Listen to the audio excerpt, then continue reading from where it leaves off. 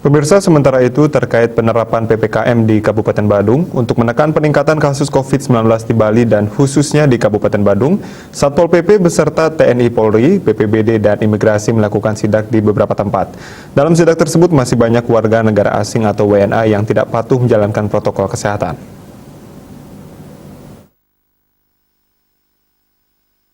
Kasatpol PP Kabupaten Badung IGAK Surya Negara mengatakan pelaksanaan PPKM yang dilakukan di Kabupaten Badung dari tanggal 11 Januari sampai 25 Januari yang diperpanjang hingga 8 Februari menemui beberapa kendala dalam menertibkan WNA untuk memakai masker.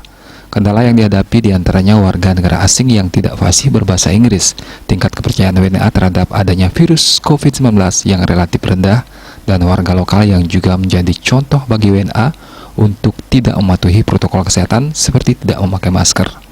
Untuk mengelabui, para petugas WNA ini mengaku tidak membawa identitas maupun uang untuk memenuhi asas keadilan bagi pelanggar baik warga negara asing maupun warga negara Indonesia mendapat perlakuan yang sama terkait pengenaan denda maupun hukuman kerja sosial. Sejauh ini dalam penerapan PPKM, pelanggaran perseorangan didominasi wilayah Kuta Utara. Dari 200 orang, 90% warga negara asing dan 10% warga negara Indonesia. Berkenaan dengan pelanggaran-pelanggaran yang terjadi selama PPKM ini, untuk pelanggaran perorangan itu didominasi wilayah Kuta Utara, terutama WNA. Kenapa?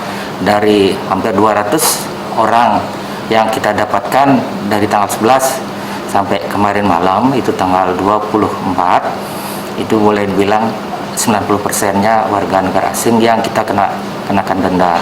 Warga negara Indonesia hampir 10%. Demikian juga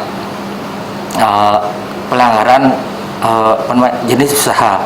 Pelanggaran jenis usaha itu berbeda. Wilayah kecamatan yang paling tinggi adalah di wilayah seputaran Kuta. Kenapa? Karena banyak di sana warung-warung atau angkringan yang sering mengibuli kita. Artinya, kenapa kami bilang mengibuli, jam 9 mereka sudah tutup, nanti di atas jam 10 mereka buka lagi.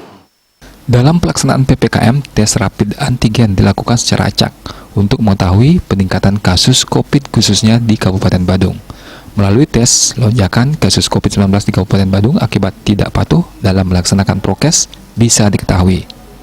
Saputra, Bali TV.